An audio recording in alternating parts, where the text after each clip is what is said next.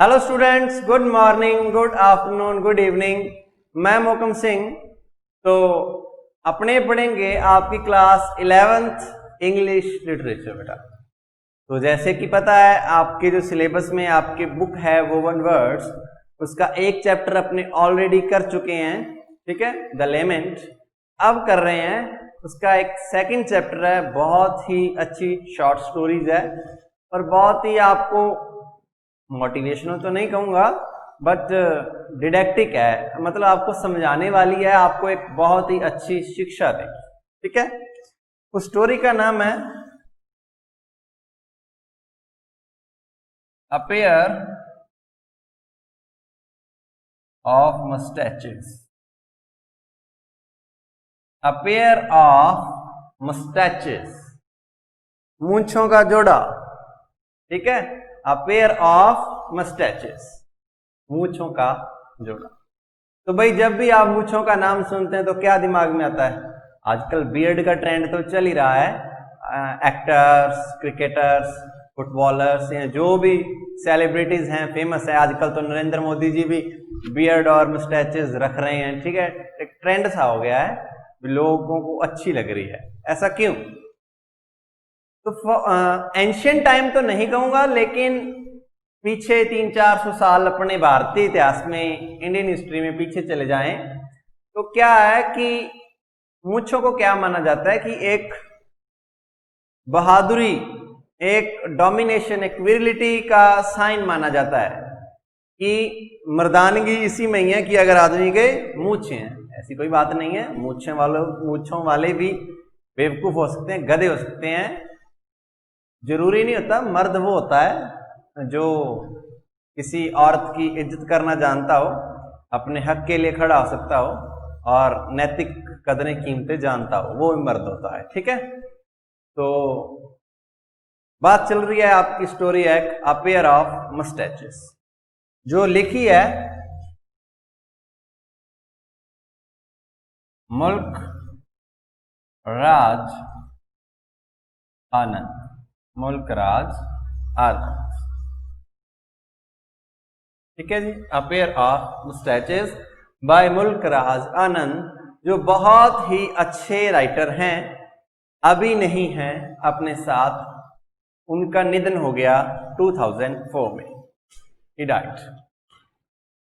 तो इनका जन्म हुआ बेटा, पहले मुल्क राज आनंद जी के बारे में बात कर लेते हैं। बता दूं आपको कि वो कितने महान राइटर हैं, ताकि आप इंस्पायर हो सकें और इनकी स्टोरी को अच्छे से ध्यान से सुने, अगर आपको जो पता चल जाएगा कि हाउ ग्रेट ही वाज।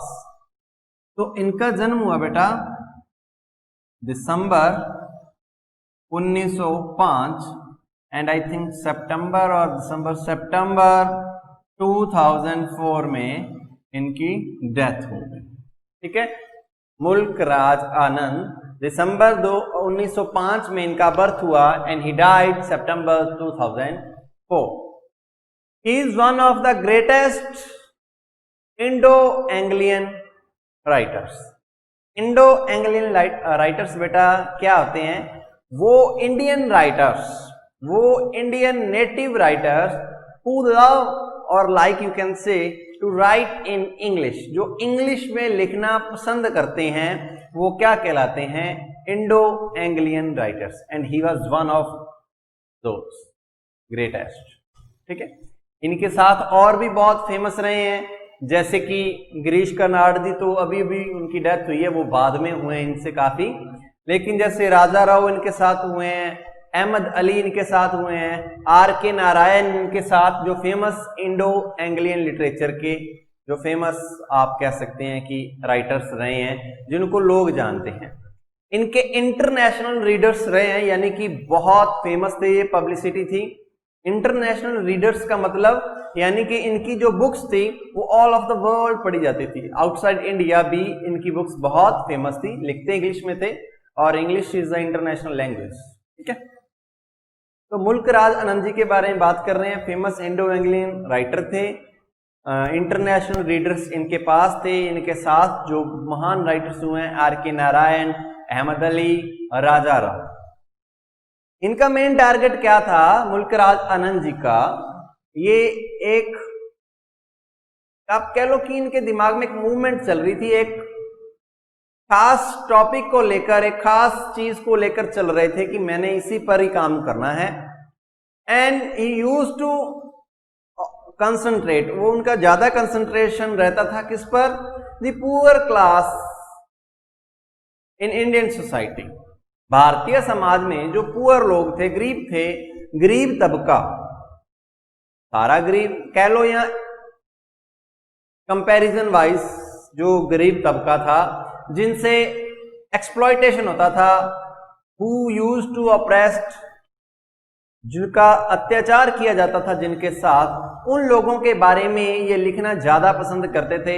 उन लोगों की लाइफस्टाइल, उनका background, how they live, what they eat, what they do, उनके बारे में, एंड हाउ दे सर्वाइव, कि उनका जीवन यापन कैसे चलता है, तो उन लोगों के बारे में लिखना इनका प्राइम मोटिव था। ये इनका टारगेट, यानी कि वो ही रहते थे इनकी राइटिंग्स में, the poor class of Indian society. ठीक है बेटा, तो ये बहुत ही महान राइटर हैं। इस बात का इससे पता चल जाता है कि इनके पास साहित्य अकेडमी प्राइज भी था, अवार्ड भी था, इनके पास पद्म भूषण भी था, इनके पास इंटरनेशनल पीस प्राइज भी था। वो बाद में बात करते हैं, उससे पहले बताते हैं कि इन्हें इसके लिए जाना जाता था कि ये नॉवेल्स लिखते थे, फिक्शन लिखते थे, नॉन फिक्शन लिखते थे। फिक्शन होता है थोड़ा सा मजेदार किस्से, तो शॉर्ट स्टोरीज लिखना इन्हें बहुत पसंद था और इनकी शॉर्ट स्टोरीज फेमस भी बहुत ज्यादा थी।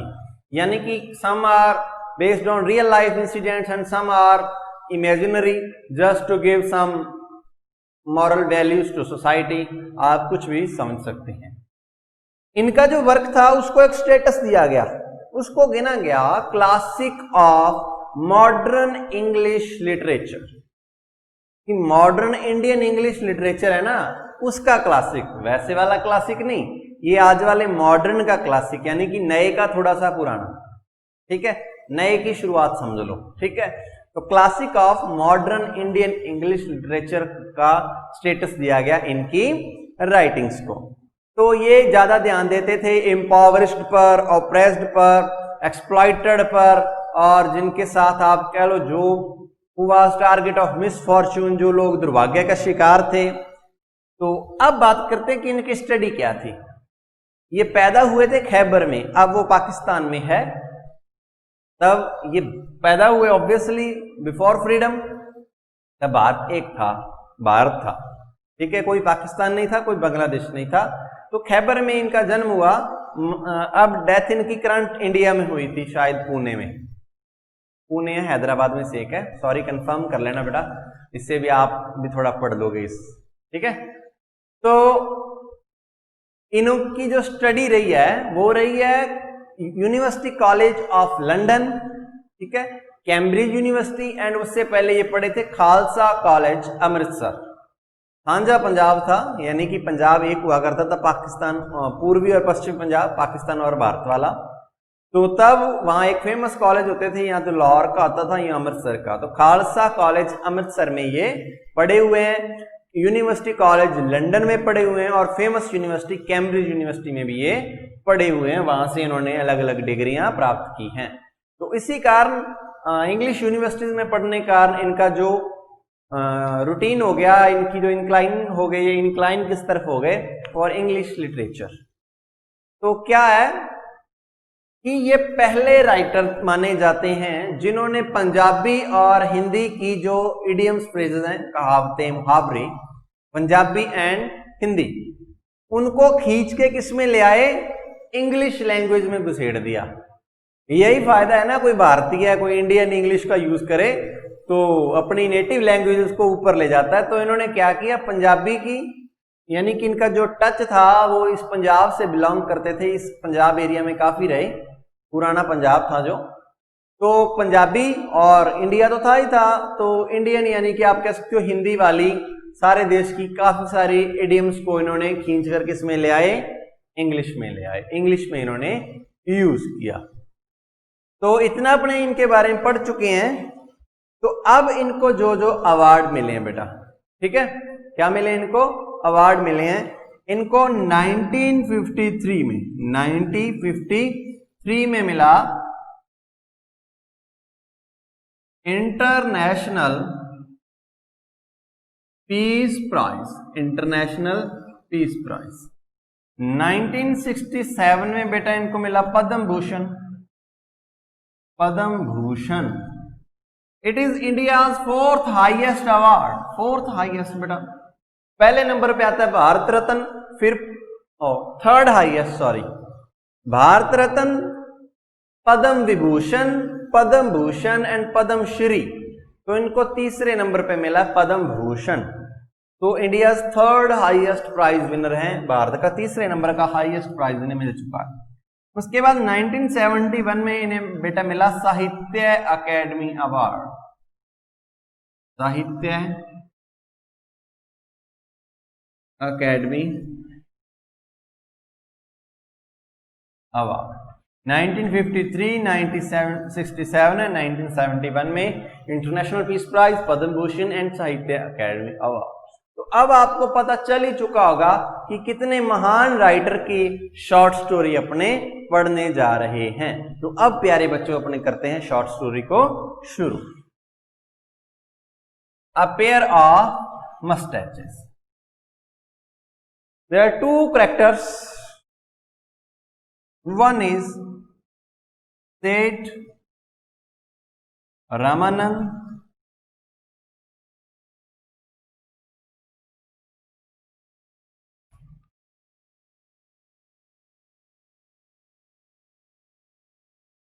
ठीक है, एंड अदर करेक्टर इज बेटा खान आजम या आजम खान, कुछ भी कह लो आप, एक ही बात है, ठीक है, खान आजम एंड आजम खान, कुछ भी, सेठ रामन। ओके जी, अब बात करते हैं आपके चैप्टर की, and chapter is a pair of moustaches. आप कहेंगे सर बार बार अपने मस्टैचेस पर हाथ रखते हैं, तो बस कुछ ही समझ लो, इट्स अ ट्रेडिशन। तो मूंछों की बात करते हैं। भारतीय इतिहास में मूंछों को या मस्टैचेस को बेटा हमेशा ही जोड़ा जाता है विद डोमिनेशन, विद विरिलिटी आप कह सकते हैं, and with manhood, with bravery, and you can say it is also connected to authority. तो इसके प्रमाण अपने को मिलते हैं कि अकबर से मिलते हैं। तो अकबर के जमाने में भी मुगल भी रखा करते थे मूंछें, और उनके जो मंत्री, जो महामंत्री हुआ करते थे, वो भी मूंछें रखा करते थे, और दरबार के काफी सारे सैनिक भी रखा करते थे। तो जब जोधाबाई की डेथ हुई तो उन्होंने जोधाबाई के मौन के लिए, यानी कि उनका जो शोक मनाया गया, तो अकबर ने हुक्म दिया कि सभी अपने मूंछें कटवा दें और शोक मनाया जाए, राज शोक मनाया जाए कि जोधाबाई की डेथ हो गई है। तो यानी कि इसको एक तरह का श्रद्धांजलि मानी जाती थी कि किसी आदमी ने अपनी मूंछें मनवा दी किसी को श्रद्धांजलि देने के लिए। आजकल भी हिंदू परिवारों में अक्सर होता है, इंडियन कल्चर में, कि जब कोई बड़े परिवार में किसी बड़े परिजन की डेथ हो जाती है तो लोग अक्सर ही अपना सर का मुंडन करवाते हैं, मूंछ दाढ़ी सब कुछ उसका वो कत्ल करवा लेते हैं, आप कह सकते हैं भी मुंडन करवा लेते हैं, शेव करवा लेते हैं। तो it's Indian tradition, Hindu families में अक्सर ऐसा होता है।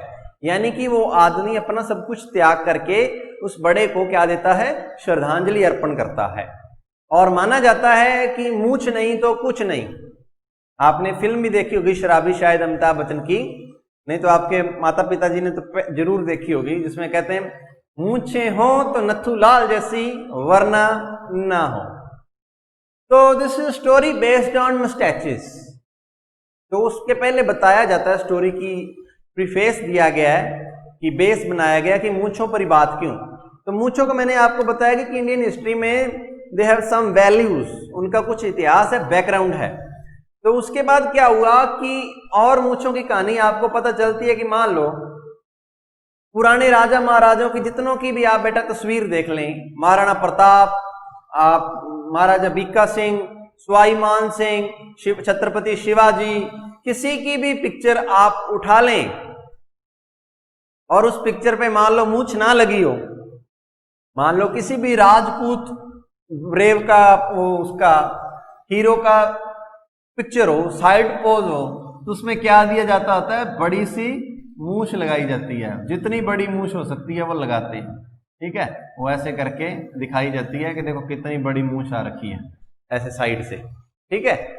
तो वो मूछ दिखाती है कि bravery, the manhood, the virility, the domination, the authority, ठीक है, ये सब कुछ दिखाया जाता है। मूछ इन सभी चीजों को माना जाता है कि ये दिखाती है, ऑटोमेटिक अथॉरिटी है। तो किसी भी आप महाराणा प्रताप को बिना मूछ के, विदाउट मूछ, विदाउट मस्टैचेस, आपने उनको इमेजिन भी नहीं कर सकते।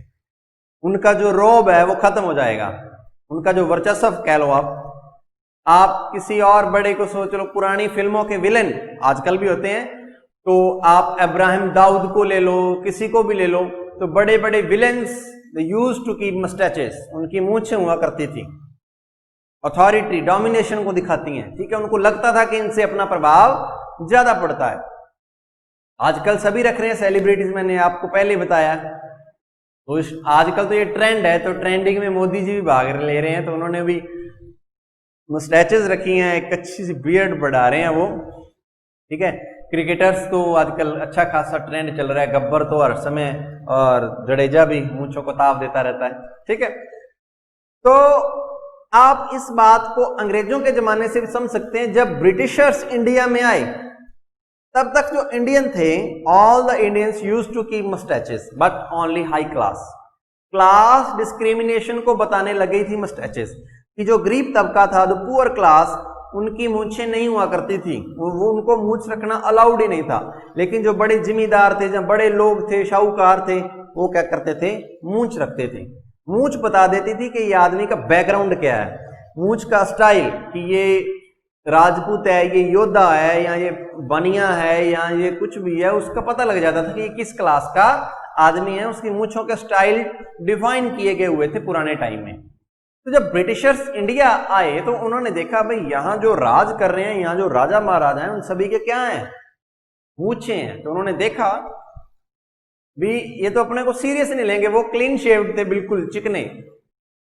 तो उन्होंने धीरे धीरे ऑब्जर्व किया, it is a sign of authority, moustaches is a sign of authority. तो they used to keep moustaches, उनकी हायर अथॉरिटी मस्टैचेस रखने लग गई। उन्होंने ये कलमे में डाली, साइड बियर्ड, ठीक है, और थोड़ी थोड़ी बियर्ड भी ग्रो करने लगे, लेकिन साइड बियर्ड और मस्टैचेस उन्होंने कंपलसरी कर दिया। और 20-30 सालों बाद उनका एवरी यूरोपियन, आप कह सकते हैं इन 1857 जो रेवोल्यूशन हुई थी, तब तक एवरी यूरोपियन सोल्जर को उन्होंने कंपलसरी मैंडेटरी कर दिया था कि मस्टैचेस होनी ही चाहिए, ठीक है, you must keep moustaches, because इससे अथॉरिटी झलकती है, तुम लोगों पर रोब झाड़ सकते हो, and people will take you seriously. अगर मूछ नहीं है तो सीरियस ही नहीं लेंगे, कोई आप डराओगे तो डरेंगे नहीं मूछ के बिना, ठीक है। तो इस तरह मूछ का इतिहास है, भारतीय मूछ का। तो आजकल ट्रेंड है, लेकिन फिर भी आप मान लो आप राजपुताना में जाओ, आप राजस्थान में देखते ही हैं, तो अभी भी बहुत सारे लोग मूछ रखते हैं। नॉर्थ इंडियंस में तो ये स्पेशलिटी है कि they keep moustaches just to show off, और सारा दिन ऐसे करते रहते हैं, ठीक है, ताव देते रहते हैं ऐसे। आप किसी को अकड़ दिखानी हो तो आप ऐसे करके निकल सकते हैं, ठीक है। तो ये आपका साइन है, बिना कुछ बोले आपने अपना ताव वो दिखा दिया, अथॉरिटी दिखा दी कि हम ऊपर हैं, आप अपनी अकड़ दिखा रहे हैं।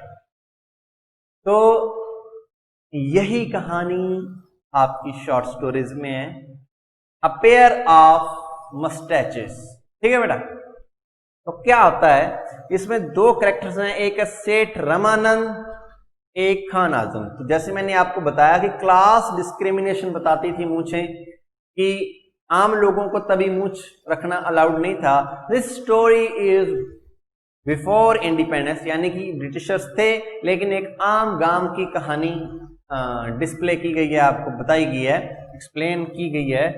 तो एक छोटा सा गांव है, उसमें एक आदमी रहता है, शाहूकार है, जिसका नाम है सेठ रमन, ठीक है बेटा। तो शाहूकार का आपको पता ही है, कुछ ना कुछ चीज गिरवी रख लेना, पैसा ब्याज पे दे देना और ब्याज खाते जाना। मूल तो कभी लोग चुका ही नहीं सकते, अक्सर ऐसा हुआ करता था पुरानी इंडियन सोसाइटी में। आजकल भी आप अगर बड़ा लोन लेते हो तो आप मूल नहीं चुका पाते हैं, और ब्याज के चक्कर में, इंटरेस्ट के चक्कर में आपकी लाइफ क्या आ जाती है, वेस्ट हो जाती है। उसी तरह सेठ रामानंद क्या थे, वो पैसा देते थे लेकिन कुछ ना कुछ अपने पास गिरवी रख लेते थे, और वो धीरे धीरे धीरे धीरे बहुत ज्यादा अमीर हो गया सेठ रामानंद अपने एरिया में। तो लोग अब उसके बारे में सोचने लग गए थे कि इसके पास इतना पैसा आया कहां से, how he get this sum of money, इसके पास इतना पैसा आया कहां से। तो फिर विचार लगा, अपनी आइडिया लगाने लग गए, ठीक है, विचार लड़ाने लगे। क्या वो बैठते होते हैं जो पीपल के या किसी पेड़ के नीचे गांव में बैठ जाते हैं, तो हुक्का पी रहे हैं और अपने क्यास लगा रहे हैं। भी पता है कितने वर्ष अपने जो धान हुआ है, कणक हुई है, गेहूं हुआ है, तो उसका तो अपने रेट ही नहीं मिला, का भाव ही खत्म हो गया, कितना सस्ता हो गया था बाजार में। तो इसने पक्का ही तब इकट्ठा कर लिया होगा, और अब रेट बढ़ गया तो इसने बेच दिया होगा, तो इस कारण इसके पास बहुत ज्यादा पैसे आ गए होंगे, इसने काला बाजारी की होगी, इसने जमा किया होगा। ऐसे अपने क्यास लगा रहे हैं, इसको क्या फर्क पड़ रहा है, कोई क्या सोच रहा है, भाई साहब के पास पूरा पैसा है, ब्याज भी देते हैं, लोगों में कुछ ना कुछ रख लेते हैं, और दिन ब दिन क्या होते जा रहे हैं, अमीर होते जा रहे हैं। ठीक है, कई बार ऐसा होता है कि जो ब्याज इंटरेस्ट होता है वो मूल से ज्यादा बढ़ जाता है। छोटी सी स्टोरी है, इतना बढ़ जाता है कि लोग पैसा नहीं चुका पाते हैं और इसी में अपनी जिंदगी खत्म कर देते हैं। इससे रिलेटेड शॉर्ट स्टोरी है कि एक बार एक आदमी एक राजा के पास गया और उसको कहता है कि भाई ये जो बनिया है ये मेरे से पैसे बहुत मांग रहा है, इसने मेरा ब्याज बहुत ज्यादा बढ़ गया है, तो मेरा कोई हल करो। राजा देखता है कि वो बहुत ज्यादा गरीब है, इज वेरी पुअर, उसकी सिचुएशन देखता है, इज डिप्रीव्ड एंड इम्पॉवरिश्ड, तो वो ही आस्क्ड द बनिया, यू कैन से मनी लेंडर, कि भाई क्या ये तेरे पास एक चॉइस है, या तो तू ब्याज मांग ले या मूल, ठीक है, या तो मेन सम अमाउंट मांग ले या इंटरेस्ट मांग ले। तो वो सोचता है यार अमाउंट तो बहुत छोटा है, इंटरेस्ट अब बहुत ज्यादा बड़ा हो गया है, तो मैं इंटरेस्ट मांग लेता हूं। तो वो कहता है जी मैं इंटरेस्ट लूंगा, अमाउंट नहीं मांगता, मूल नहीं मांगूंगा। तो राजा कहता है जब मूल ही नहीं है तो इंटरेस्ट किस चीज का, चल वक्त। ठीक है, यानी कि वो छोटी सी स्टोरी है कि वो न्याय करता है हम लोगों के साथ। तो मैं जस्ट ये कह रहा हूं कि कई बार इंटरेस्ट ज्यादा बढ़ा जाता है, उसके पीछे मूल जो अमाउंट होता है वो बहुत कम होता है। तो ऐसे ही शाहूकार वो दिन प्रतिदिन अमीर होता जा रहा था, और उसकी मूछें थी, मान लो नॉर्मल एक साधारण मूछें थी, ऐसे जैसे नीचे को आती होती हैं, नीचे को आ जाए मूछें, ठीक है। तो सेठ रामानंद की मूछें ऐसी थी, और जैसे जैसे वो अमीर होता जा रहा था वो दिन प्रतिदिन अपनी मूछों को ताव देने लग गया था। क्या देने लग गया था? ताव। सीधी होती गई और धीरे धीरे ऊपर को आ गई, ताव देने लग गया। उसी गांव में एक और आदमी था, खान आजम खां, नाम तो ऐसे कहता है जैसे पता नहीं क्या हो, खान आजम खां। तो भाई साहब कहते थे कि हम बहुत बड़े फैमिली से बिलोंग करते हैं, रिच हैं। कुछ लोग मानते थे ऐसे फेंक रहा है, कुछ जो पुराने थे उनको पता था कि ये मुगल्स के जमाने में काफी अच्छी पोस्ट में रहे हैं, तो ठीक है, अभी अच्छा इनका रुतबा रहा है पुराने जमाने में, तो ठीक है, बड़ी फैमिली से बिलोंग करते हैं, दे आर रॉयल, ठीक है। तो खान आजम खां अपनी मूंछों को ताव देकर रखता था, अपने आप को रॉयल कहता था ना कि मैं पुराना रजवाड़े खानदान से हूं, तो मूंछों को पूरा चढ़ाकर रखता था। और अक्सर ऐसा होता है कि एक गांव में दो सांड नहीं रह सकते, एक म्यान में दो तलवारें नहीं रह सकती हैं। तो खान आजम खां को जैसे ही पता चला, कैसे पता चला बाद में देखेंगे। तो खान आजम खां का क्या हुआ बेटा कि उसका जो फैमिली कंडीशन थी दैट वाज वेरी पुअर, बहुत इम्पावरिश्ड था। दिन प्रतिदिन उसकी जो बजट था वो गिरता जा रहा था, कॉन्टिन्यूसली डिक्रीजिंग। तो सब कुछ बिकता जा रहा था, धीरे धीरे कंडीशन उसकी वर्स से वर्सन होती जा रही थी। तो अपनी वाइफ का नोज पिन लेता है और उसको सेठ रमानंद के पास गिरवी रखने के लिए चला जाता है। भी उसके पास गिरवी रखूंगा, थोड़े पैसे लूंगा, घर चलाऊंगा। तो जैसे ही वो सेठ रमानंद के पास पहुंचता है नोज पिन गिरवी रखने के लिए, तो क्या देखता है कि अब रमानंद की मूछें ऐसी नहीं है, रमानंद की मूछें ऐसी हो चुकी हैं। अब भाई साहब ताव देते हैं, मूंछ खड़ी कर रखी है। तो क्या होता है, खान आजम खां के अंदर का वो ईगो जाग जाता है कि मैं रॉयल हूं, इसकी क्या औकात है मूंछ खड़ी कर ले।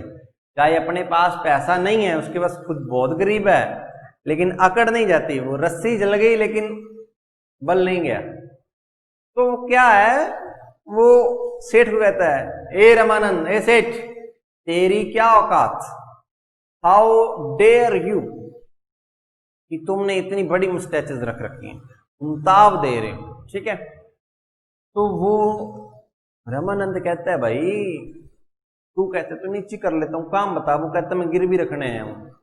तो रमानंद करता है, उसके हाथ में तेल तो लगा होता है, वो थोड़ी सी नीचे कर लेता है। मान लो खान आजम इधर खड़ा है, तो वो इधर वाली तो ऐसे रहने देता है, ऐसे कर लेता है, एक मूंछ को नीचे कर लेता है। ठीक है भाई। कहते ठीक है भाई, जैसा तू कहते वैसा कर लेते हैं। ठीक है। उसने उसकी नोज पिन गिरवी रखी, पैसे दे दिए। पैसे ऑब्वियसली कम ही दिए जाते हैं और ब्याज अलग से खाते हैं।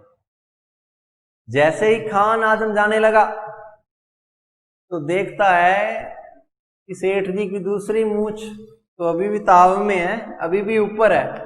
तो फिर आग बबूला हो जाता है और कहता है, सेठ तूने दूसरी मूंछ नीचे क्यों नहीं की, तेरी इतनी हिम्मत, मेरे से झूठ बोल रहा है, मेरे साथ छल कर रहा है, मजाक कर रहा है। तो सेठ जी बिजनेसमैन थे, बहुत तेज, चतुर खोपड़ी। क्या कहते हैं, अब बिजनेस माइंड देखना, ठीक है, और इसकी फालतू की अकड़। Don't take it religion wise, just take it as a two personality of different poles and of different ideology. And आप देखना कि थोथा चना बाजेगा ना, अक्सर ऐसा होता है। तो भाई साहब के पास खाने के लाले पड़े हुए हैं, लेकिन अकड़ नहीं जा रही है। फालतू का आप कह सकते हैं शो ऑफ, जो आजकल की अपनी इंडियन सोसाइटी न्यू जनरेशन को खत्म किए जा रहा है। That is talking about. वो कहते हैं तेरी दूसरी मूंछ ऊपर क्यों है। तो भाई सेठ जी कहते हैं, देख सीधी मेरी बात सुन, ये मेरी मर्जी है, पर तू चाहता है कि मैं अगर मूंछ नीचे करूं तो तू जितने बार मेरे साथ बिजनेस करेगा, तू एक और चीज ले आ, मैं दूसरी मूंछ नीचे कर लेता हूं, एक बार और बिजनेस कर ले मेरे साथ। खान साहब कहते ठीक है। वो घर पे जाते हैं, बीवी से नोक चोंक होती है, लड़ाई झगड़ा जो भी होता है, लेकिन ईगो की बात आ गई ना, तो वो क्या करते हैं, अपनी बीवी से उसकी बीवी का नेकलेस मांग लेते हैं। पुराना 6-7 पीढ़ियों से पुराना घर पे नेकलेस था, बहुत ही पुराना, दादी अम्मा के जमाने का, दादी परदादी जो भी थी। तो उसका नेकलेस उठा लेता है, पुराना जद्दी पुश्ती, तो वो उसके पास गिरवी रख लेता है और पैसे उधार ले लेता है। सेठ जी क्या करते हैं, दोनों को नीचे कर लेते हैं। क्या बात है, अपना बिजनेस चल रहा है, मूंछ का क्या है। चले जाता है खान आजम खुश होकर, देख मैंने सेठ की मूंछें नीची करवा दी। क्या फायदा इस फालतू के गुरूर का, सेठ को कोई नुकसान हुआ मूंछें नीची करने में। उसने तो उसकी 2 सोने की चीजें अपने पास रख ली, नुकसान किसका, पागल का, जो फालतू के शो ऑफ में अपना नुकसान करवा। एक दिन फिर खान आजम सिंह वहां से गुजर रहे हैं, तब देखते हैं सेठ जी की फिर दोनों मूंछें ताव में है। फिर गुस्सा आता है, फिर जाते हैं, सेठ तूने फिर मूंछें ऊंची कर ली। सेठ कहता है, भाई तू मेरे साथ बिजनेस करता रहे, मैं मूंछें नीची करता रहूंगा, मेरा क्या है, तू कुछ और ले आ। अपने फिर नीची कर लेते हैं। तो ऐसे भाई बात तय हो जाती है। खान आजम अपने घर का सारा जो बर्तन भंडार, एवरीथिंग, एवरी गुड्स एंड चैटल्स उठाते हैं, चलो सेठ जी के पास, और सेठ की मूंछें नीची करवा देता है। सेठ कहता है, ना भाई आज तो सामान रख रहा है, कल तो मुकर गया, फिर इसका करारनामा कर, कॉन्ट्रैक्ट कर, एक डील साइन कर, और डील सारे गांव में तय करेगा। खान कहता है ठीक है, सारे गांव में तेरी मूछ नीची करवाऊंगा, चल। अंदर ही अंदर सोचता है।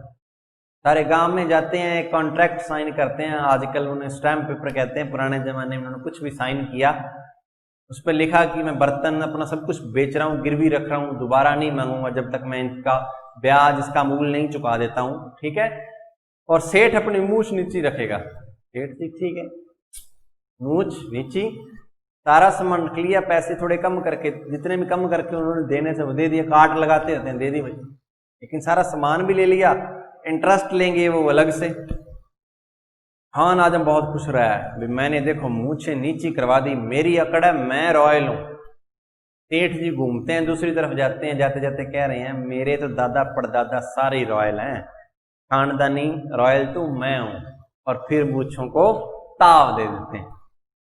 ये ऊपर से अंदर से ये खुश हो रहा है, ये भी खुश हो रहे हैं। ये खुश हो रहा है कि मेरी अकड़ जीत गई, ये खुश हो रहा है कि अपने पास पैसा आ रहा है, मूछ का क्या है, ठीक है।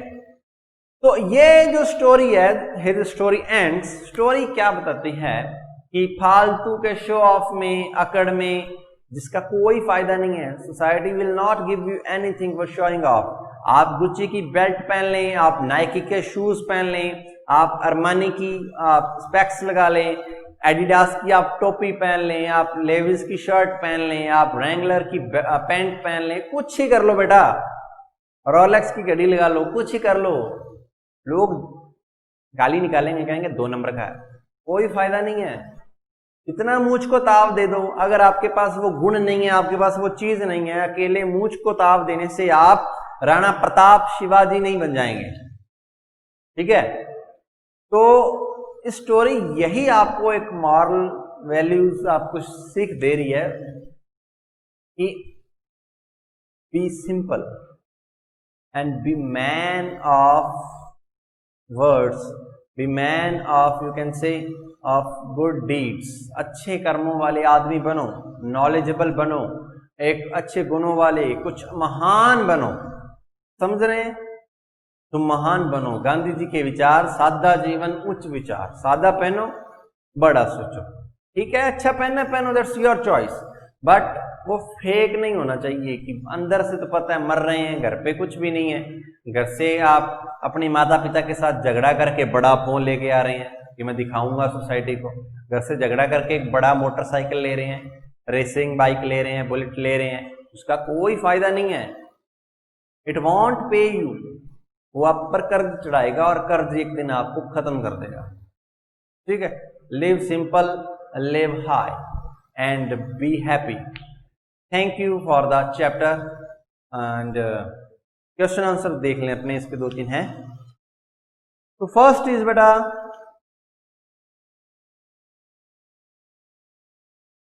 what do you understand of the nature of Ramanand and Azam Khan from the episode described?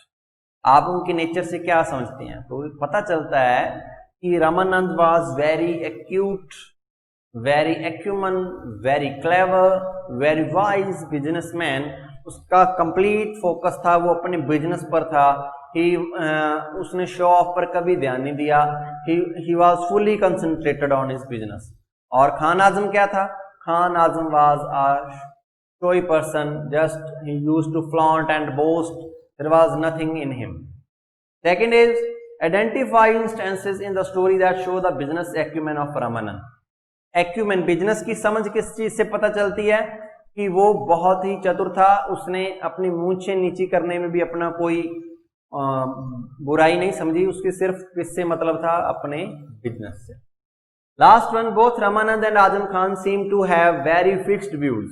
How does Ramanand score over Azam Khan towards the end of the story? कि रामानंद आजम खान से ऊपर स्कोर कैसे करता है, यानी कि उससे जीता कैसे है, वो आपके सामने है कि उसे अपने फालतू की शो ऑफ से, अपनी बारी वेशभूषा से कोई फर्क नहीं पड़ता, फ्लॉन्टिंग से, बोस्टिंग से कोई फर्क नहीं पड़ता। He just deal with his business and nothing else. And Khan Azam tha, who was very flaunty, he was very boasting and show off person, तो उसका ध्यान सिर्फ अपनी अकड़ पे था, वो जस्ट यही दिखाना चाहता था कि मैं रॉयल हूं, लेकिन उसके खुद के जो सारे बर्तन, बोरिया, बिस्तर बिक चुका था। That's it for the story. Thank you.